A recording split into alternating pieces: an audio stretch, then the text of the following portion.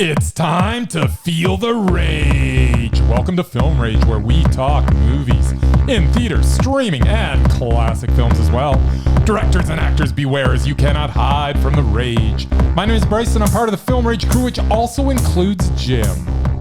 Hey, Jim. Hey, Bryce. And Murray, who saw about 25 minutes of Jackass Forever. Apparently, he was enjoying it so much that he could not take any more and had to leave the theater.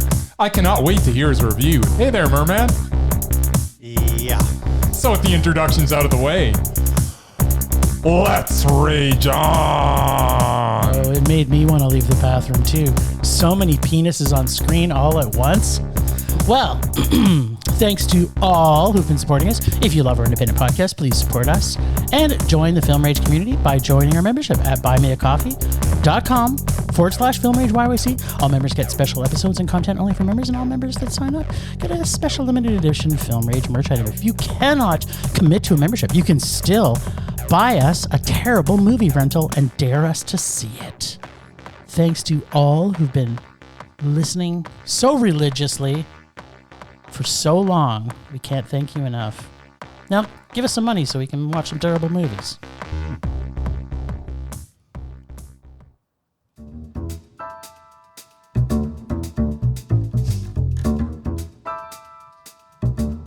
Movies are back at Canyon Meadows Cinemas.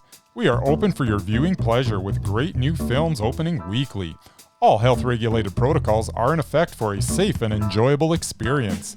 And don't forget, we should be your first choice for your next birthday party or special event. Can't make it to the cinema? We got you covered. Order concessions from our online store, and you can either choose curbside pickup or get them delivered via Skip the Dishes, Uber Eats, or DoorDash. For more details, go to canyonmeadowscinema.ca. Here at CMC, we would like to thank you for your continued support, and we are looking forward to seeing you at the movies. You people are so glad this is not a video. We've got a face for radio. Oh, we're streaming. Yeah, we're streaming. We're just streaming. We're doing what? We're streaming, Jim. Even Satan Murray did some streaming on the weekend. Hail Satan. Fortunately. It was a viewing party. Ruh-oh. What did we see? Oh. We saw Row. Ruh-roh. On Shudder. Dumb. Yes.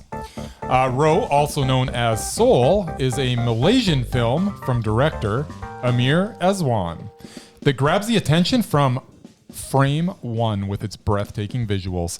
And then when the little girl proclaims that everyone is going to die by the next full moon, I am pretty sure I did not blink from there on in. This is atmospheric terror at its best. Every carefully framed shot is perfect. The camera has minimal movement that leaves the viewer feeling immersed in every scene.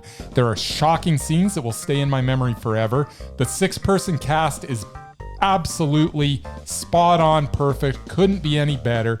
You literally could not have cast this film any better than they did. Every person looks and acts the part as naturally as could be. This is tense from frame one, and it only ramps up from there. There is no need for jump scares or cheap thrills. This is just dread and fear of the unknown captured perfectly on film in a way that will keep you mystified and in a constant state of terror, all while delivering one of the most beautiful looking films you will see this year. Row was darn near perfect and was definitely Mondo. Oh my. I loved Row. This was spectacular. Row-tastic is what I'm hearing. Mur, So good. what'd you think of Row? Did not see it. Oh, well then, that's enough of you then. So, what the fuck is with Malaysian horror films lately? So good. They are so fucking creepy. And how the hell did they get an 8-year-old girl to slit her own throat? I'm just like, what? Did I just literally witness this? You also just spoiled like the best part of the movie. But I keep know. on going. I'm sorry. I just had to say it. I was I mean, I just gobstopped. left it at her saying, you know, you're gonna die by the next full moon. But no, you had to go ahead and just wreck it all Say for she everybody. dies from that, she may still live from it. Oh, okay. Right? You don't know. Now you've just spoiled it. You literally it just was told me us that- films that we've seen lately. Yes. They all take place in a forest. They do. Yeah. I'm like, where like anything could be potentially lurking. Or should I say, God knows what is lurking. Yeah. Right from the beginning of this film, the music and atmosphere is creepy. So good. And has such a nice level of what the fuck am I watching. I was loving this from moment one, as Bryce had said. And let's talk about Amir Eswan and this being his first feature film. Awesome. Like, Give me more. excuse me? Apparently, he's actually known for visuals, though. So you can imagine what we got for the FX in this for such a low budget. You can tell it's low budget, obviously, but you can tell that when they put the money into it, it was the effects that really did it. And you can see how his effects background influenced this work for sure. As with most Malaysian horrors that I've seen, I'd say in the last couple years, they are entrenched with folklore and tales of old evil. Yep. And this type of horror, if done right, is always unsettling. Plus adding in a CLF or multiple CLFs. Yeah. The two girls were amazing. Just adds to the impact because they are both adding to the creep and also the purity and innocence of the children, and what is looming makes it even more horrific. There is something creepy everywhere on the ground. It's like you're like, oh, I found this kind of interesting. Creeping under the house, creeping in the grass, creeping under the trees. There was a lot of creeping. If you haven't noticed already, I'm saying the word creep a lot in this. It's creepy. Lots of really great stuff in this. Oh.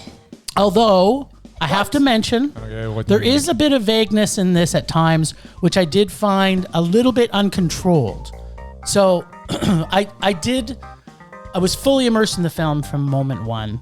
But as it starts to continue to progress, the vagueness of the film, I think this is just my opinion, because it's the director's first directorial debut, the vagueness of the film doesn't tighten up through the end of the film. So for me, as much as I love this film a lot, I think there could be some tightening in there. I maybe didn't like it as much as you. So much obviousness, but at the same time, nothing is really said or explained in this film. What's creepy? The film is horrifying.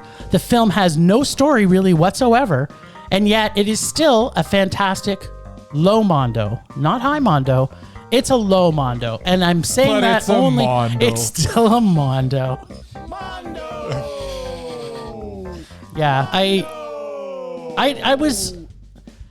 It sat with me because the first viewing that I watched it, I actually watched it twice. Yep. Because the first viewing I watched it, I'm kind of like, okay, the vagueness was actually bothering me the first time I watched it, to be quite honest, because it's like there's a lot of seeds that are planted, and I don't need things to be explained. That's not what I'm saying here.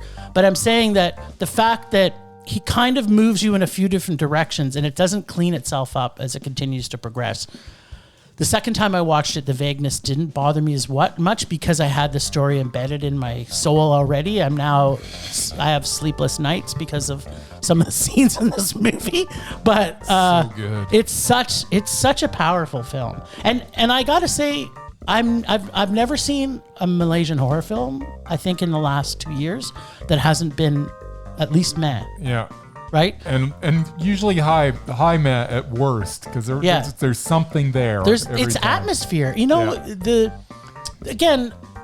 ambiance of the film as you're watching it out in the forest. Like you can't have, I mean, if this movie was, again, we've talked about this before, but if you're in North America or, you know, even, I guess the parts of Europe and Eastern Europe maybe, but you can't have a movie like this. It's like it can only come from a country like Malaysia. Yeah.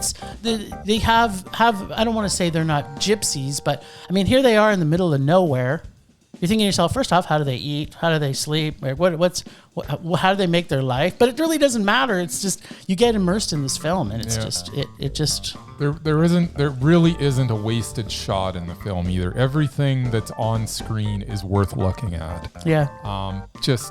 the way that it builds and I can't even put into words how much I love this movie. Apparently, you're speechless. I was so taken by everybody. Like, they couldn't have cast it any better. Like, there are only 6 characters in this movie, and they are all perfect.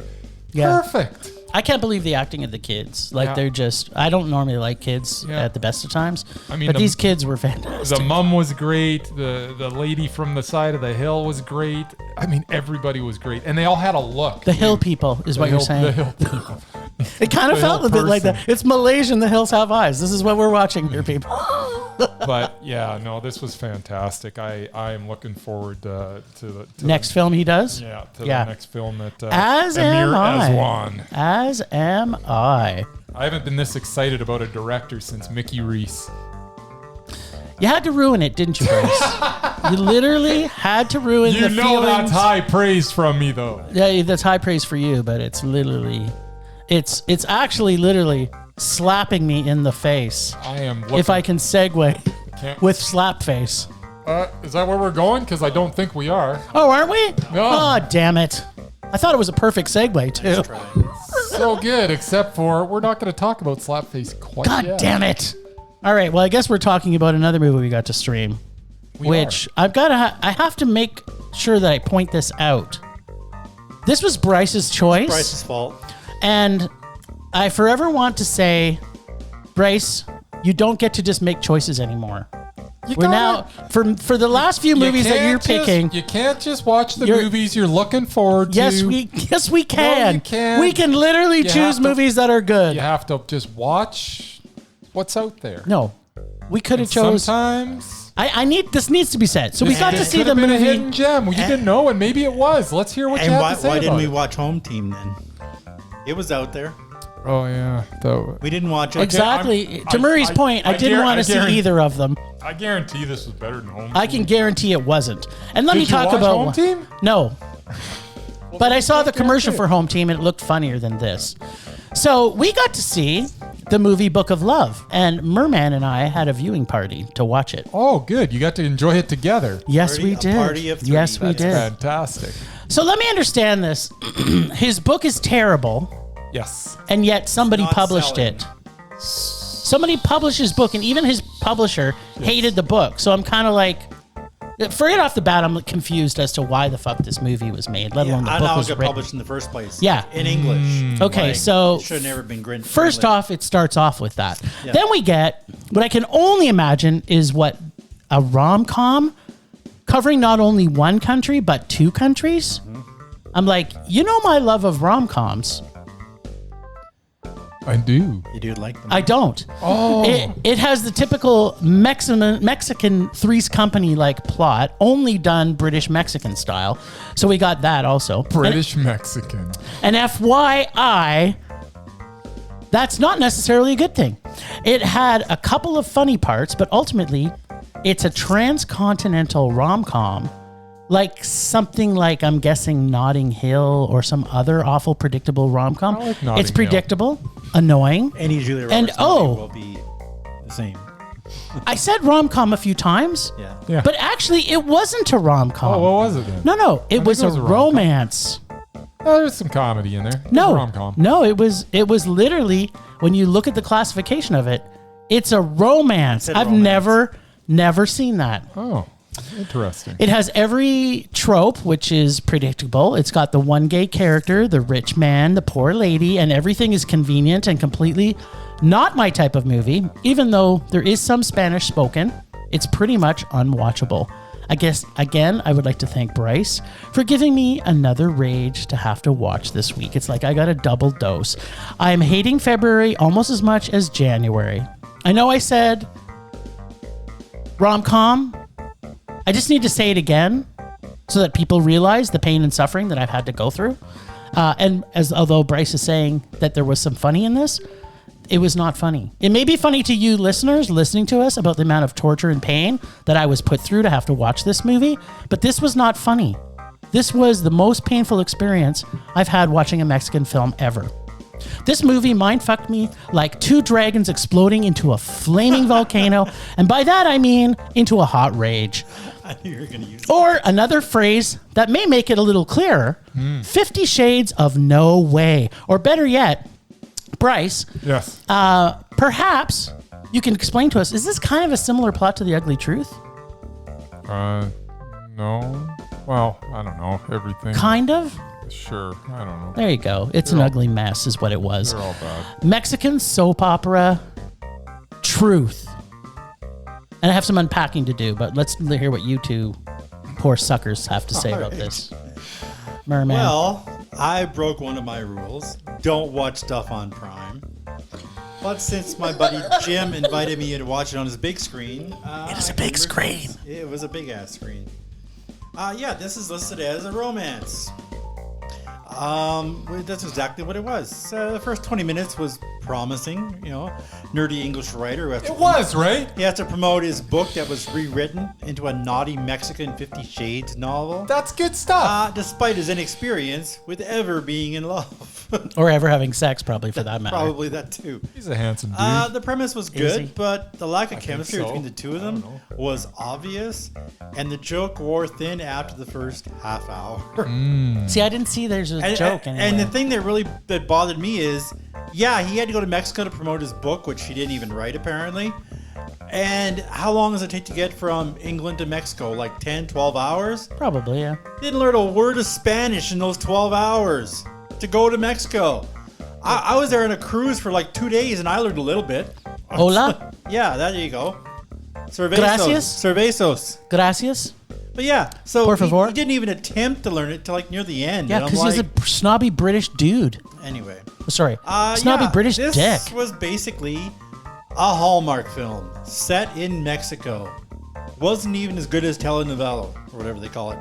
It was enjoyable, but it was a rage. It was what? It was enjoyable, but it was a rage. Because you and I enjoyed it. And That's right. Murray and I did enjoy raging the whole at movie it. laughing. That's true. It was because we were enjoyable. laughing at it. Exactly. Yeah. Well, you know what the enjoyment though, Murray, was just you and I We were together. spending time together on my couch watching my giant screen. That's the true romance right there. That's right. I love you, man. Back at you. All right, Bryce. Let's Tell say us what you, you Bryce. think of your pick of the week. Masterpiece. Book of Love. Who suggested watching this piece of crap? Apparently you. Oh. Having said that, it started out with promise. The concept is actually not bad and can definitely show potential for humor. An author whose struggling book finds an audience in a foreign land only to find out eventually that his book, while being translated, was completely changed into a trashy romance novel. That's not a bad concept, and if the movie stayed with that, it could have been successful. I honestly believe that. If you left the author oblivious to his work being changed as he did his book tour, not understanding the reaction he was getting from the audience of housewives, and really let that concept play out, they could sorry. have had something. And numerous gay people. Can we hold on to this for just a second? Are you literally trying to rewrite a terrible movie? Yes. Okay, just so we're all clear here. Instead, within like 10 minutes, our author has told everything and we get some stupid stereotypes, an inexplicable plot device, as well as too many coincidences to count to drive this gag-worthy story forward. This was a crap fest. This was a rage. Okay, so can we unpack a few things here? Yeah. So, what I don't get is there nobody else on the planet that knows that they maybe perhaps read the first book that also knows the second book in Mexico? Like, wouldn't it surprise somebody? It's like, that this book is not anybody that knows books. I'm not saying that's me, but who knows books would be like, oh, look, it's the top 10 book in Mexico right now. Wouldn't somebody look at, why isn't it selling anywhere else? Like, it was just every single thing that they were trying to bring out was apparently just his publisher completely wasn't that bright stupid. Plus the fact, if this book sold 1 million copies or more, I think you looked at the number on the movie screen, Marie, and it's like, and so she makes nothing off of that. Yeah. Like, she's still working as it sells 1 million copies and she makes no she had money. Like $5 an hour for translating. I get, is that all? That's and yeah, it's 1 million books. A bestseller would sell at least 1 million copies, I would think. And if he gets $1 from every one of those books, he would be a millionaire by the time he went down to Mexico. Yeah, exactly. And apparently he wasn't. So It's well, I don't even know why I'm talking more Exchange about rates this. and There's banking pesos. fees. Yeah. pesos and pounds. You bankers gouging everybody out It's of their true. hard-earned Bankers do cash. love to gouge. Whatever. It's true, but I'm not a banker anymore, so I don't care. You're a retired banker. That's right. I'm a retired banker. All right. Rage! Rage! Rage! Three-way. There you go. We haven't had a good three-way in a while, you two. This is awesome. All right. I love me the three ways. We also watched on Shudder Dum dum. Slapface, which was added after we had decided. Yeah, sprinkled on top. Basically, after their mother has passed away and the father has basically deserted them, the brothers Lucas and Tom are left to fend for themselves. Living alone in a shabby house in the woods, Tom spends his days going to work and then going out at night to drink. Whereas Lucas roams about the woods and is picked on by bullies. Bunch of twins. Twins are always bullies. Yeah, girls, not that it make a difference, but yeah, and they're all bigger than him. So when things get rough at home, they play a game of Slapface. They take turns slapping each other. One day, as Lucas is exploring an abandoned building, he comes across and befriends a monstrous being. Monsters. Though things seem playful at first, this monstrous being represents a greater danger than Lucas is aware of. Dum dum dum. I Or want to dum dum. reiterate my earlier comment that Shudder is supposed to specialize in scary films, which this was not. And I find it really ironic that the real bullies in this anti-bullying piece were the only ones not killed. I appreciate the message. It just wasn't scary, and it suffered from a very slow pace. And we have an old man sighting, Dan Hedaya, Yeah. who was Carla's ex-husband in Cheers, and Yes, apparently he also in was. Clueless. Yep. Yeah, I want to rage, but it's just a meh. All right. Why don't you go, Brycey? Yeah. Slapface. What I say. This tale of grief and loss and loneliness is raw and full of potential. It is bleak and dark, and I really wish I liked it more, but I didn't. I can't even put my finger on why the film did not resonate with me. I really have nothing bad to say about it, but I'm also struggling with something good to say about it. You know what that means. So, it was there. It was meh. That's all I have to say. And I couldn't really even find bad reviews of it. Like, all the reviews online were good. So I thought it would be better. I would but- suspect they'd all be neutral because it No, was they just weren't. it really did nothing for me. Bad luck. Well, why don't you hear what I have to say about it, Mr. right, and then. Mr. and Mr. Smarty Pants? Mr. Slapface, go ahead. Mr. Slapface. Never played Slapface, I gotta say.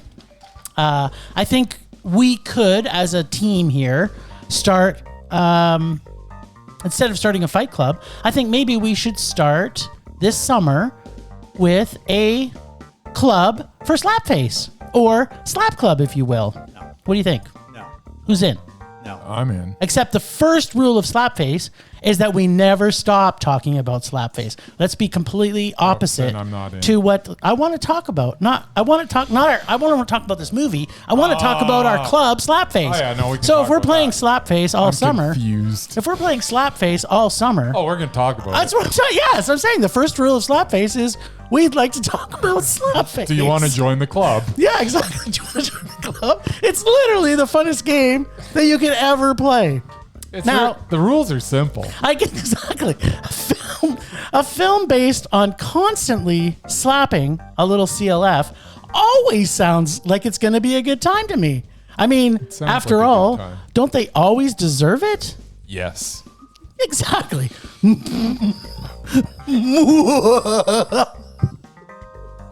I gotta admit though, I loved our little CLF, August Maturo. I thought he did a good job of acting. He's all right. He does an outstanding job of being slapped a lot. And as Murray said, Dan Hideo is amazing in his little tiny cameo that he does. I freaking love this guy. And did you notice that he hasn't aged in 30 years? He looked exactly the same. He's like except his voice, maybe. Wilford Brimley. He's like the same. Like he was he's dying. like 47 his entire life. No, he's like 80 something. Yeah, I know, but he still looks 47 to me. He's got good plastic surgery. He looked fantastic. At least now that's settled. Can't say I loved everything from Mike Manning as Tom.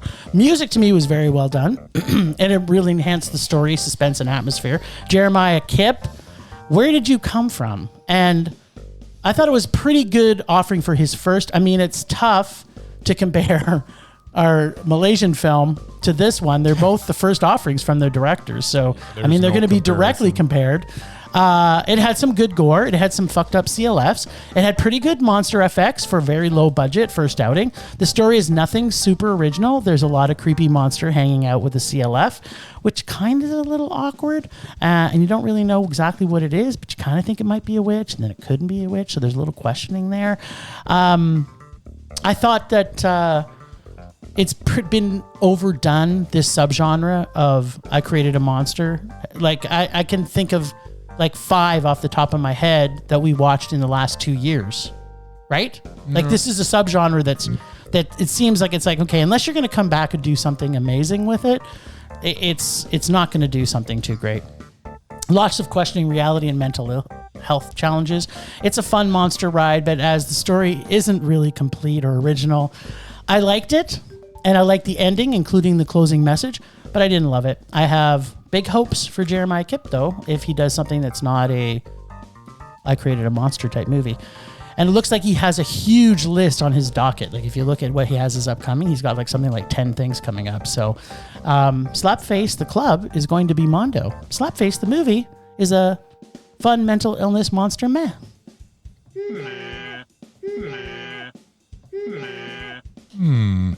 Okay, so let me just recap where we're at right now. All right. So we're at 2 Mondos that were the exact same. Yep. 3 Rages that were exactly the same. Yep. And 3 Mess that were exactly the same. What is cap? This is like if Murray didn't see Jackass. Can I make a prediction? Yeah. If Murray didn't see Jackass, this might not agree on the next one. This may be the only episode we've ever agreed on everything. That train. Murray, let's mute you for the next one because I think you did not enjoy this nearly as much. You think? As the 2 of us did. All right. We went to the theater and saw little Johnny Knoxville in a film Dum Dum called Jackass Dum Dum is right. Forever. And forever is a mighty long time. It's a mighty long time. Well, I think they're patching the torch. Passing the torch. They're patching it? I think they brought in a bunch of new crew, and the old guys are probably all done. I mean, they got maybe. I think they're passing it on. I think they'll just be there as guys watching people. It's not out of the realm of possibilities. Anyways, Jackass Forever is exactly what anyone waiting to see this movie would have hoped for. There are wedgies and people being tased. There are vultures and bears eating from people's crotches, as well as bees, spiders, snakes, and scorpions biting and stinging various parts of the human anatomy. There are porta potties being upturned. There are pro athletes delivering nut shots. People being launched into the air with various contraptions, plus penis Godzilla, and literal buckets of semen drenching various folks. And there's so much more. But that is not all this installment of Jackass is. It is also about friends and family and hanging on to one's youth as long as humanly possible. None of the gags are malicious, and everyone involved is rooting for one another. The aftermath of almost every stunt involves Knoxville and the gang laughing and showing genuine affection for each other as if they were all family. There are fathers and sons involved as well, but really, Knoxville is sort of a father figure to this band of misfits. You can tell he loves these guys, and they really love him. There is a sweetness to how they interact with each other, you know, when they're not punching each other in the nuts. On that note, the nutsack speed bag is something to behold. Once again, this movie is not for everyone. But what movie is? I laughed more than any comedy that I've watched in years. I had a great time watching these friends coming back together, recapturing some of their youth, and genuinely caring for each other on a level that implies that they are not just friends, they are family. Jackass Forever will be forever Mondo. Swell. Mur, you should go next. You really think so, do you? Yes, I do. All right, then. Keep in mind that Murray does not like Johnny Knoxville. I don't mind him when he's actually in a movie where he's acting. Like okay. like Small Apartments, which everybody should watch, by It's the a way. fantastic movie. It's a hazard. It's a crap fest, but That was in it. terrible, yeah. Did you have to bring up that one, Murray? Just I bring saying. up like the best movie he was in, and then you can say, But Murray's a Dukes of Hazzard fan, Redid so he one of my probably favorite didn't mind TV it. shows of all time. Anyway. So what else did Johnny Knoxville worst ruin part for is you? Jay Chandrasekhar actually directed that, and I was like looking so much forward for him doing something other than with Broken Lizard. Anyways, I'm going on off a tangent. Yeah. You go ahead, Murray. Tell us Oh, what believe me, Johnny Knoxville... This is going to be short and vicious. Oh, right. Last week, I was the only one who went to the theaters. It's true. This week, I wish I had stayed home. Aww. Jackass Forever, which is about how long it seemed when I was suffering through this juvenile piece of crap. Stupidest thing I have ever seen on a movie screen. Contest is over. This will be the worst film I will see in 2022. Oh no! Hands down. It doesn't even qualify as a movie. Movies have a plot, characters, and at least some semblance of a story. It had all of that. This disgusting turd fest had none of those. I think you missed the family dynamic. As the victim of bullies, practical jokers, and pranksters for most of my school life, I hate this stuff. There was none of that. And find none of it funny. Did you hear me laugh once? No, you did not. I've also seen enough ugly male genitals and idiots getting hit in the groin for a lifetime. Not sure I agree. 5 words. 90 minutes of garbage. Rage. Rage garbage or garbage rage? Garbage. Rage. Period. Rage? Rage That's is 5 the fifth words. It is word. 5 words, too. It is. That's all I have to say about that. That doesn't surprise me, actually. But you know what? We got to give Murray tropes. He did say, I absolutely do not want to see this Yes. movie. I know. And when I bought him his And- ticket, it and- kind of forced him to go. And I had basically had to close my eyes whenever there was like male genitals on screen. Are you afraid of male genitals? No, it was disgusting. They're you want to delicious. see it. That's awesome. So, interestingly enough, Murray's thought about bullying. I am also very anti-bully. Absolutely. I As am I am probably one of the most anti-bully peoples, and I absolutely hate practical joke shows. I do not like Ashton Kutcher's.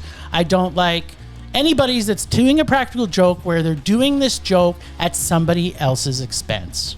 Yep. This movie, I'm sorry to say, Murray, is not that movie. Not even Every close. single person in this movie is choosing to be there to be a part of this adventure. Because they Yep. have no life. No, it's No. because, to Bryce's point, this is a family that's been going on for 30 years. Yeah. These are friends that are so close that, you know, they share showing their junk to each other. It's like, And apparently I mean, the you whole don't world. get any closer than knowing each other's penis size. This movie had so many funny parts in it. I didn't stop laughing the entire movie. It was like my body was sore from laughing. And again, I have to reiterate this. I have to disagree with you, Murray. I did not find this bullying at all. I did. Yeah, well, that's was- unfortunate it is because unfortunate. I also have been bullied in the past. That's why I don't like practical jokes. This is a bunch of friends getting together, doing silly things like starting a Slapface club, and anything like that. I thought Dixzilla was awesome. My favorite part in the entire movie was the dark room of snakes. Yep. That was literally the funnest thing I've ever seen. PK Subban hitting him in the cup with that good. shot, which basically dented metal. The honey bear, the triple wedgie. Yep. Or, to Bryce's point earlier, to get a dad and son Yes. coming together over a spider bite in the dad's face. Yeah. I love this movie. I thought it was fun. I don't say I actually think that I don't necessarily love every Jackass movie. I think there was something, I don't know what it is. There was something special about this one. I tend to agree with you. I think that they show more of the friendship of them in this. I think that's what it was. And because there was that genuine camaraderie and that like you could see the love that they had for each other. Like I'm not kidding right now. I mean, there was genuine feelings between all these people and you could sense it.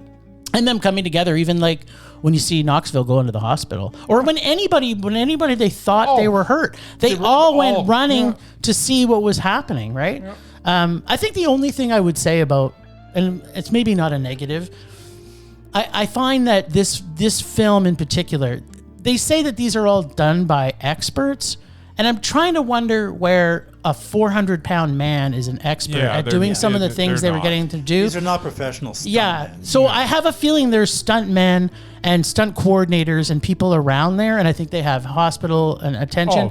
I would not, I don't think any one of these people, and I could be wrong, maybe I am wrong, maybe when they have actors who are heavy doing, maybe Preston and Wee Man are actual stuntmen in their careers. I don't know this. And if they are, then my comments here mean nothing. But I really don't feel that they are. And so I don't necessarily think, even though they're putting their disclaimers up there, it's just like a bunch of friends videotaping themselves doing shit to each other, which I'm actually okay with. When we start our Slapface Club in the summertime, we'll be putting it on YouTube. There you go.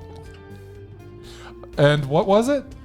Slap Club. No. And all we do is talk about Slap Club. You haven't given your rating yet. It's a Mondo. Of course it's a Mondo. Thank you. I love it. It's a total Mondo. I tell you.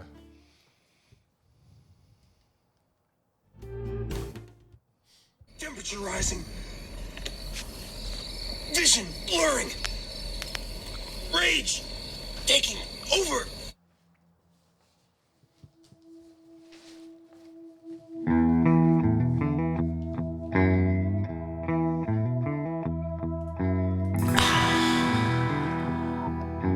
Fresh taste of rage seeping into our pores, dripping endlessly into your body like a gallon of pig semen.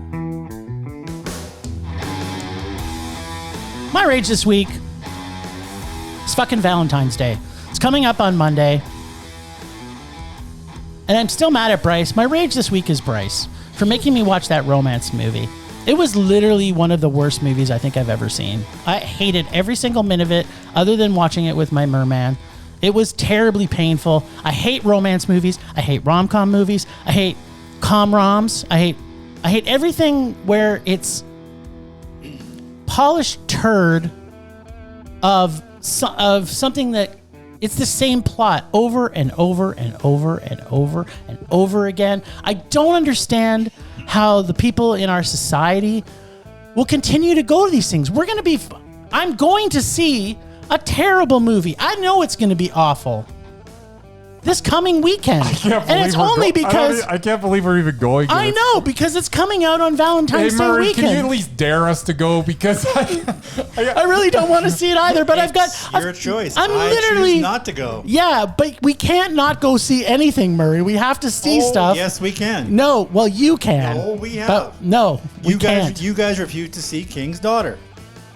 That's true. There was a lot of, but there was other things out. And Liam Neeson apparently. No, he just refused to see. Yeah, I refuse, and I need to remind everybody. It's a free country. I may end up seeing that. We have a right to see what we want to see. But back to my point, yes. Bryce, you're evil, and romance movies are awful, and I'm not happy that this February is starting to look just as fucking bad as January. Oh yeah, because there's 3 movies coming out this week we're going to be watching, or some of us will be watching. I told you it's not getting any better. This was my rage last week. I listed them all off. They're all. I want to move to Japan because at least we get to see Cube Japan. That's the end of my rage. Japanese Cube. Japanese Cube. Where are you?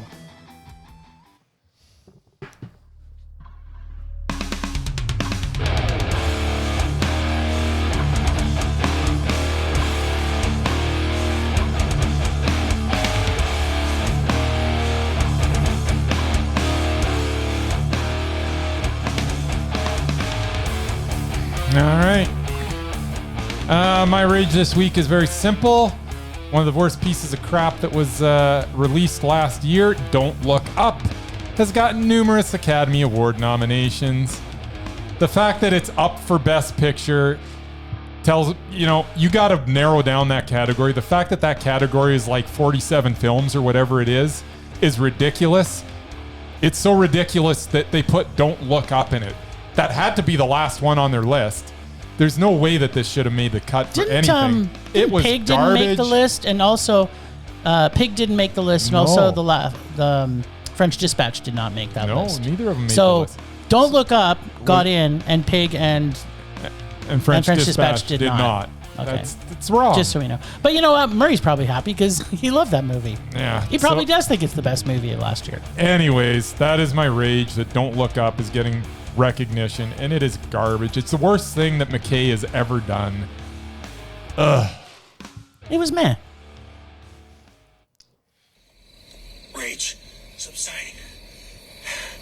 Pulse slowing. Anger fading.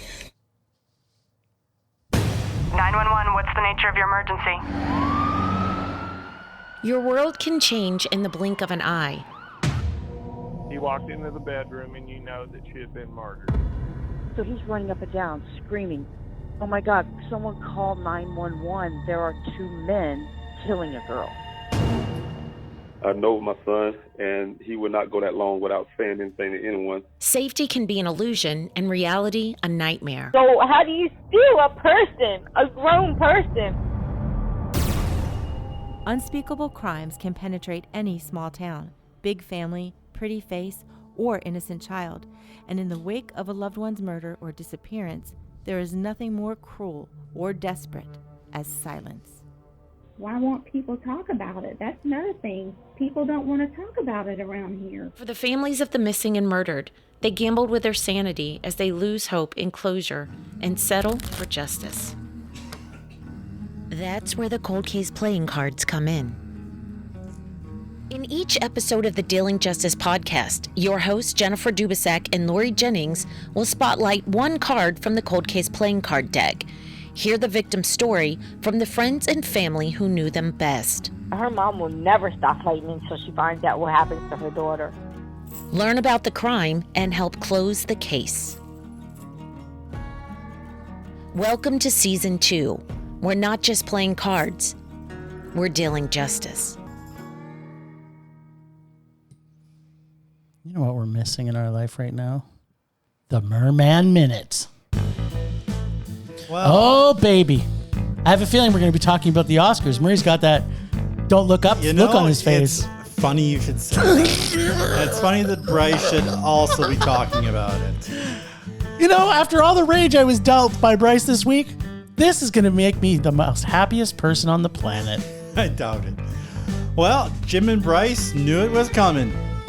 In spite of our I don't believe in award shows mantra, which I personally don't agree with, the Oscar nominations were announced yesterday. Okay, can I just ask you a question, though? Yes. Are you saying that the Oscars awards that they give out are more valid than what you believe is the best movie that you saw? This is the ultimate reason that statement is in place, Murray. You're saying that the Oscars have more value than what you yourself put value to a movie. I may not agree with the choices, but I still respect the process. And I enjoy award shows. The process is the okay, well. As someone who works in the film industry, I respect it. And I hope to get one someday. Maybe for a short. I hope that one day you'll get the Film Rage Award. That's what I hope. Ironically, these two will actually care more about the films nominated than I do, since most of them were on their Mondo lists from last year. Were they? Yes, they were. On mine. So here we go. All right, let's hear Best Picture, Belfast, Mondo. Coda, which I don't even know about. It was meh. And yeah, Don't Look Up. You Rage. It was meh. Drive My Car. It was Mondo. Dune. Mondo. Rage. No, it was meh. I don't think it was. It was. I gave it Go a back. meh? Yeah, you did. I gave a Yes. meh? Yeah, you did, because it's a great movie. King Richard. It was a Mondo. Mondo. Licorice Pizza. It's a Mondo. Nightmare Alley. I gave it a Mondo. I gave it a meh. The Power of the Dog. It was meh. It was by meh, all And- three of It was us. meh. It was Yeah. all One three you of us. also won't agree with? West Side Story. No. Which I refuse to see. I saw it. It was a rage. Best Director, we have Kenneth Branagh for Belfast. Yeah, okay. Yeah. Ryu Suki Hamaguchi, Drive My Car. He should win it. Paul Thomas Anderson. Oh, no, maybe not. Licorice Pizza. Maybe He not, should come- Bryce. He should come second. Close second. They don't give out seconds. Yeah, Drive My Car should win. Jane Campion, Power of the Dog. Meh. And Mr. Steven Spielberg, West Side Story. No, just stop giving him nominations just because he's Steven Spielberg. Pretty sure he's not got a life. Why not? Already. They do that with Meryl Streep. Okay, we got Best Actor. She stole how many from Glenn Close? Or should I say motherfucking Best Glenn Actor, Close? Javier Bardem, Being the Ricardos. He was very good. Which I in actually that. haven't seen. I have. Benedict Cumberbatch, The Power of the He Dog. was also very good. He was good. Andrew Garfield, Tick, Tick, Boom. He was also very It good. was good, yeah. Denzel Washington for The Tragedy of Macbeth. Yeah, I need to. He's actually see awful that. in And It's Will awful, yeah. Smith for King Richard. He should He win. deserves it, yep. I believe he lost to Denzel last time, didn't he? Well, he if ever he's gonna win an Academy Award, it's you. He hasn't won one. I have to make mention, No, though. he Okay, hasn't. He's been good. nominated quite a few. I have to. He lost to Ali, which he should have won. Yeah. No, I have he, to. He should win this time. I have to mention, though, we watched The Tragedy of Macbeth, my wife and I. Did you? Yeah. And about 30 minutes into it, she said, I cannot stand Denzel Washington's delivery of There you go. Shakespeare. And then, of course, 'Cause he's Frances not McDormand English. came on the screen, and she's like, how are she in this movie and he in this movie? And then she walked out and she didn't watch the There rest. you go. Fair enough. Best Actress, we got Jessica Chastain, The Eyes of Tammy Faye. She She deserves was it. very good. She deserves it. Olivia Colman, The She Lost deserves it. Daughter. Totally deserves it too. Penelope Cruz, Parallel Mothers. I gotta watch it. I haven't seen this yet It's either. supposed to maybe come out here. I don't know. If It's it does, never I'm coming going. out here. Nicole Kidman, Being the Ricardos. She was very I good. assume she played Lucy. She did. She did. Kristen Stewart for Spencer. Yeah. Everybody's given her a lot of props on this one. She was okay. It was. She's Kristen She was Stewart. in your Well, favorite. that was the whole thing. She just was had in your, to be- your favorite vampire movie. She had to be just Kristen Stewart. She was very sullen in the whole thing and pouty and Kristen Stewarty. Yeah. And we have one that I care nothing about. Well, almost nothing. Best foreign language film? International feature. Nice. To guarantee you guys have seen probably Almost all of them. Not all of them, but Drive My Car from Japan. Should win. Yeah. Flee from Denmark. Which actually should win. The Hand of God from Italy. I haven't seen that one. Lunana, a yak in the classroom from Bhutan. Oh, I have not seen it, but I want to see it. Yeah, me too. And The Worst Person in the World from Norway. Yeah, that one is getting like. Super, I wanted to see it at the festival. I just didn't have time. I didn't realize it played at our festival. It did. but yeah. I wanted. It was one of the ones I wanted to see. But well, you know what we're going to be doing Yeah, after worst Super person- Bowl. Worst There you person in go. the world. I need to watch. For there you sure. go. And then Best Supporting Actor, Ciarán Hinds, Belfast. Yep. Troy Kotsur, Coda. Jesse Plemons, The Power of the Dog. I really liked him in that. He was good. Right. J.K. Simmons, Being the Ricardo. He was excellent in that. Apparently, he played Ralph's neighbor. Yeah, he was Fred. so good. And Cody Smith McPhee, The Power of the Dog. Yeah. There's a lot of Power of the Dog love Power here. of the Dog. Eh. And then, last big category, Best Supporting Actress, Jessie Buckley, The Lost Daughter. Couldn't even tell you who that was. Was she the mother? I love it. And Was you she- saw the movie. Was she the mother? I don't know who she was. I don't know. I didn't see it. Remember? Ariana. did. Yeah, you did. Did I? Yeah, The Lost Daughter. Oh, man. yes. The Lost Daughter. Yeah. Sorry, yes. Gyllenhaal, I'm thinking of the dude. other movie you Yeah. were talking But about. Who did she play? I had no idea. I think she was the mother. I'm not Oh. sure. Mother of the kid? I don't know. Yeah, maybe. Anyway, she's nominated. Ariana DeBose, West Side Story. Judi Dench, Belfast. She did a good job. Kirsten Dunst, The Power of the Dog. And Anjanou Ellis, King Richard. Yeah, she did a good job. Anyway, leading the nominations is The Power of the Dog with 12, including one for my man Cumberbatch and all of his co-stars. Jim's favorite Dune picked up 10, Nice. though mostly in the mostly in the tech Yay. categories, and none for acting. Did it get nominated for the best music and score? I sure as heck hope not. I hope so. Spielberg's box office bomb. Here's the whole thing. Yes. For like 2 hours. It was loud. It was very loud. I like to listen to it loud at home every night. Spielberg's box office bomb West Side Story managed 4, which doesn't make these two happy. And Belfast also received 4. And the 3-hour drama, the Japanese epic Drive My Car, also received 4. Should have 104. Among the big snubs this year were everyone from House of Gucci. Yeah, it's a snub. The exceptional Katrina Balfe from Belfast. And director Denis Villeneuve for Dune. Yes. No, that is not a snub. That is a snub if And I've I ever can tell you, seen listening to actor Leslie Jordan was painful. Painful. He's a good comedy actor, but he has no place anywhere near an Oscar stage. He got all those foreign name rights, and he totally butchered Denis Villeneuve's name. He could not handle French. He announced it wrong like 4 times. Like, that's what you get with comedic TV actors, I guess. You got it, baby. Anyway, I personally will be watching even if these two won't. I will not. I'll probably I'll probably just look after. Maybe if we put money on it, you might. That's true. Okay, can I just sneak in? Can I sneak in on your On my minute? Yeah, just for. Okay. You mean his 10 minutes? Because I think this is really interesting. There is a movie that got nominated for animated feature film. Yep. It got nominated for documentary feature. Is it Flea? And got nominated for international feature. There you go. How does a film get nominated for animated Because feature? it's the best in every single thing. It is. It's Flea. literally the best movie of last year. What happens though if Flea loses an animated feature to Raya and the Last Dragon, The Mitchells versus the Machines, and Encanto? Encanto will probably win. Like, Then I will murder every single person in the Academy, and we'll get a fresh start. Yeah, because that is just I will drive to Hollywood. If you're gonna put this in here, it better bloody well win. Is all I'm saying. Yeah, the other movies don't even come. But you know what? And I don't want to complain about people on Twitter and Instagram who I love dearly, but they are in love with Encanto. Yes, they And are. I couldn't watch more than 15 minutes of it. I don't watch cartoons, period. But that's odd, eh? Best animated, best documentary, and Yep. best international feature. I guarantee this has never happened in the history I don't of know. film. It seems like like every year they keep like, because they have like international feature is also nominated in best feature, and then animated feature also gets nominated in best feature. Yeah, it's like you had those categories for a reason, but whatever. But it's funny that it's an animated documentary. Yeah. So it's not very often you get that. We have had it in the past, for sure. But nothing Anyway. that's the absolute best movie of last year. Anyway, it was good. There you go. It was the best movie of last year. I liked it. Okay.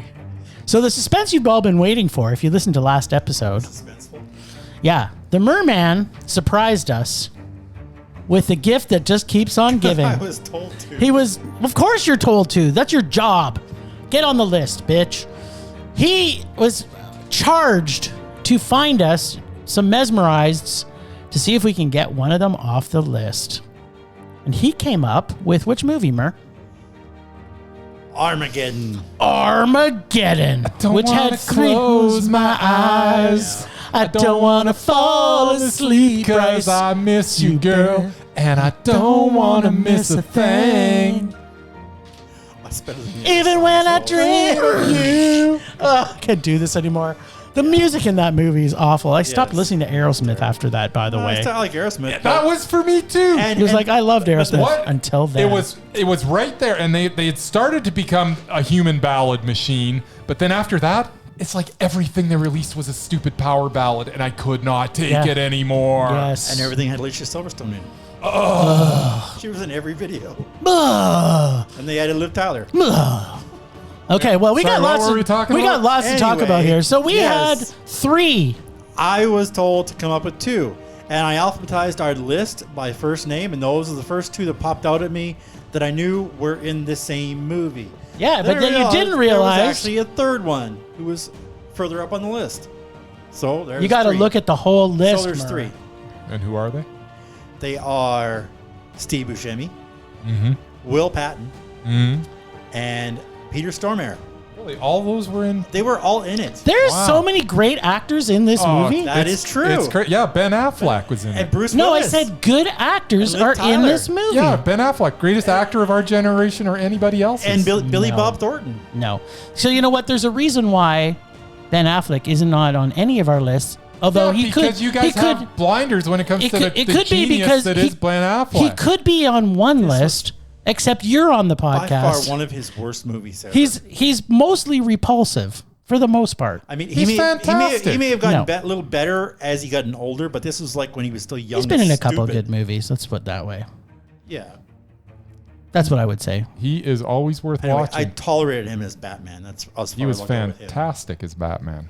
So It there's was three, potato there's three Jason names. as usual. So we're gonna bump two of them, are we? Well, maybe if we all do the logic. I would like to say that this was not a fair fight. I do not like the fact You that this donut? You don't even eat donuts. I do not like the fact that this was the movie that is going to turf one of my favorite character actors Maybe it will, maybe it ever. won't. Well, you It don't will, know. because I have to be honest, and I don't want to be honest. You're because never I honest. don't want him to be gone, and I don't want either of them to be gone. Well, there's one clear winner here, in my opinion. Mine too, but yeah, I agree. Well, let's find out because on the count of three, 1, 2, 3. All right, I'm happy. So I took Steve Buscemi So die. and Jim I took like him, but he's Peter just a character. Stormaire. Oh, he was He's a Steve character Buscemi was just being. He gave all the they had the gave all the best best lines. lines. Yeah, the but best he lines in wasn't the the movie. best actor. He wasn't delivered them. mesmerized. Anytime And Peter he Stormaire was made it on the watchable. screen, He it was made it like watchable. it was. No, it wasn't a fair fight for Stormaire because It he's was- on the screen with Ben Affleck. So it was like watching a turd. Well, that was the whole thing. right And he next had to really a bad Russian diamond. accent. He had a bad Russian accent. He didn't have to worry about it. He was just being him. He was fantastic. Steve By Buscemi the was way, just like Will whatever. Patton was solid as usual. He was very solid. He wasn't Yeah, he- mesmerizing. he was a great straight man, but he was not mesmerizing. Like I said, He had nothing to work with. No. I well- picked the first two names that I knew were in the same movie. Well, if it would have been just between those two, unfortunately, Will Patton would be gone. Well, then that's your fault. You said two. I'm and not saying I was anybody's gonna- at fault, Murray. I was going to stick with two, but We still have another made us- chance. You made us have the three. Wasn't there an Armageddon too? I'm trying Isn't- to think whether it was between Stormaire and Patton. Oh, not- Stormaire would have won I'm for not sure. sure that I would have won. I'm not sure. Yeah. I'm not sure. Well, it doesn't really But matter it anyway. wasn't, so it doesn't matter. Okay, while we're on the topic of Armageddon, Yes, I think we know where this is going. I think repulsive has to be brought up. Yes, I think you're maybe right. And I assume this is going to be unanimous, but who knows? I don't know how the brains are like. You guys- Okay, so I put my hand in the pot that I 100% agree that Ben Affleck is repulsive. Yes, I agree. That's 2. I'm sorry, what do you say? I say Ben Affleck is mesmerizing and undoubted. Never and gonna happen. Maybe the best actor of. Well, no. Okay, Sorry, so let me it's- qualify. He So if- is the best actor of mine or anybody else's generation. And what I say is if And by Bryce the way- ever takes a holiday, guess who's making Guess who's going up? Guess who's That's going right. up? Repulsive. Ben Affleck is the best. I would literally crawl out of my deathbed to come. At and any vote rate, let's him get not to win. serious So, for a minute. 30 years from now, Bryce takes a holiday. Murray's dead. He comes back from the dead as a zombie. Just to vote no. Okay, so who are we thinking is repulsive? There's From a- Bruce Willis, right? No. He was pretty repulsive. He was already on one of those Bruce Willis He's isn't doubted. repulsive. He's not repulsive. He's not repulsive. How He's can just you say doubted. Bruce Willis is repulsive? He's just doubted. He's I'm just sorry. doubted. Okay. But this person is repulsive. And I would be shocked if you don't have... Anyways, long story short, I nominate Liv Tyler to the repulsive list. You mean Aerosmith Steven Tyler's daughter? Yes. The one and only? Could you? I don't She want is- to. I want to close my eyes every time she's. I want to fall asleep. Every time I saw her on the screen with Ben Affleck, I wanted to slit my throat. All right. I wanted to throw up. In fact, I think I did. Every, I think I did every throw up a time I little. see her in anything, it's like, And why? she ruined what could have been a good song by a Canadian song artist. Ultimately, It was a Canadian it's a songwriter. three-way. Yes, absolutely. We all agree for once. Liv Tyler is Liv Tyler repulsive. is Yep. ultimately repulsive. Thank you. She ruined the Lord of the Rings trilogy. Is she in it? She was. She in the first one? I don't remember her. She's in all three, Murray. I don't know. I barely remember the first one. There's a lot of walking. Yeah, that's why you loved it. There's a lot of walking. I know. PJ. Alrighty. Last week on Rage or Dare, Jim came back to life when he picked the 1993 Zomcom film My Boyfriend's Back. This week, Bryce and Jim are together again and get to Rage or Dare. Let's check in with Jim and see if every zombie movie for him is a Mondo or some of them should stay dead and buried. What say you, Jim? On the plus side, it's got Edward Herman, a.k.a. Evil Max from The Lost Boys, and the brilliant Philip Seymour Hoffman, who would possibly be undoubted if he hadn't have made so many Mockingjay type movies. And motherfucking Cloris Leachman, who is a goddess. She's good. And we all get to know this about 10 minutes into the movie. So I was so excited to know I was going to, and I've seen this movie before, by the way, but I've forgotten completely about it for multiple reasons. So at about 10 minutes in, I was like, oh my God, this is going to be great. Philip Seymour Hoffman in a movie? He's never not in a good movie, apparently. So this has a feel, as you're watching it, kind of like it's an episode of the Munsters or the Addams Family, except it's not funny. Although at times it's so bad that it's funny. The whole thing is nobody thinks it's strange that a dead guy comes back from school. Plus the fact that he wasn't even her boyfriend, so the whole title of the movie doesn't even make sense. So I couldn't apparently follow what was happening, as apparently I'm sorry. I'm an idiot. So my boyfriend's back. Yes. So the boy Friend wasn't actually her boyfriend? No. Well, that's dumb then. It was dumb. Could they not have written it so that he was her boyfriend? He became her boyfriend. After he's a zombie. After he's a zombie. Well, that's ridiculous. But it gets better, Bryce. What is going on? So apparently I'm an idiot. I'm like, why, Jim? Can't you understand these complex plots and stories? Bad Jim. Bad Jim. But the worst was, I think, they were somehow trying to tie some anti-zombie sentiment into some kind of race thing, kind of. I don't know. Which was very off-putting, to say the least. It's like this zombie was like, they were all anti-zombie. Like it was kind of fitting, like it was like he was his own race. And it was like they were being racist against the zombies. Yeah, he's a fucking zombie eating people. They were zombie bigots. Yeah, there were zombie bigots. It was so weird and awkward. It was just it was uncomfortable, to say the least. Plus, every single person, except the people I've talked about already, Philip and Cloris and Herman Munster, adjacent, were all completely awful. This movie the acting was completely awful. As far as rom-coms are concerned, it's probably the best rom-com I've ever actually seen. But considering I hate them, every rom-com is terrible, so that's really not too telling, I guess. Yeah. As far as zom-coms go, it's probably the worst zom-com. Yeah, there's actually been quite a few. There's been a lot of zom-coms. Warm Bodies was fantastic. It was a Mondo.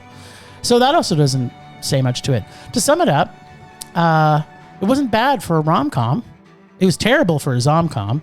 The story and acceptance of everyone that he eats people and the idiotic attempts at humor. Plus, all in all, it was a terrible rage of a film. I didn't laugh at all in the movie. I don't even think they were trying to make it funny. I don't even know what they were trying to do with this. I thought it was a comedy. So you couldn't even identify attempts at comedy? No, I didn't get it. It was maybe I just wasn't in on the joke. I didn't find it funny. It was just Yeah. I thought you might like this one. I was hoping I was going to like it. But remember, I had seen it before. Yeah. And I thought, You wiped it from your memory, I remember though? Cloris Leachman was in it somewhere. That's and I love her. Yeah. So apparently, according to trivia, it's also Matthew McConaughey's first film. Matthew McConaughey was in this? According to IMDb, he was. Huh. Obviously, it wasn't a starring role. I didn't think I'd ever say this before, but apparently all zombies at least have a Mondo moment in it because Cloris Leachman and Philip Seymour Hoffman were Mondo. Right. But yeah, there was about 1 minute of them being Mondo in the movie, and the other hour and 25 minutes was me raging. They had a couple of lines though that were pretty good. Yep. Say goodnight, sex boy. That's pretty good. It was pretty good. And maybe the more popular for this film rage, I may use this a couple times. Oh, hi there. I'm Murray.